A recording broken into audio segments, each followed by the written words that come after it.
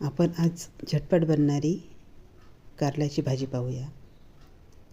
त्यासाठी मी थोडे कारले धुवून स्वच्छ करून कापून घेतलेले आहेत. त्यासाठी कांदा, तिखट, अद्रक लसूणची पेस्ट, धने जिऱ्याची पावडर, अर्धा चम्मच गरम मसाला आणि कोथिंबीर ही तयार करून ठेवलेली आहे. कुकरमध्ये थोडंसं तेल टाकलेलं आहे. त्यामध्ये कांदा फोडणीला टाकलेला आहे आणि हा कांदा आपल्याला ब्राऊन होईपर्यंत तळायचा आहे. तर पाहू शकता हा कांदा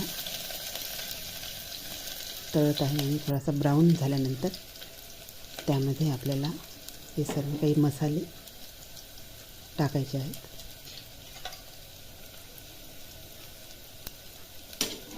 असा कांदा ब्राऊन झालेला आहे. त्यामध्ये आपण हे मसाले आता टाकलेले आहेत. ते मसाले मिक्स करायचे आहेत तेलामध्ये आणि त्यानंतर आपण याच्यामध्ये कारल्याच्या फोडी टाकलेल्या आहेत. कारल्याच्या फोडी पण यामध्ये मिक्स करून घ्यायच्या आहे.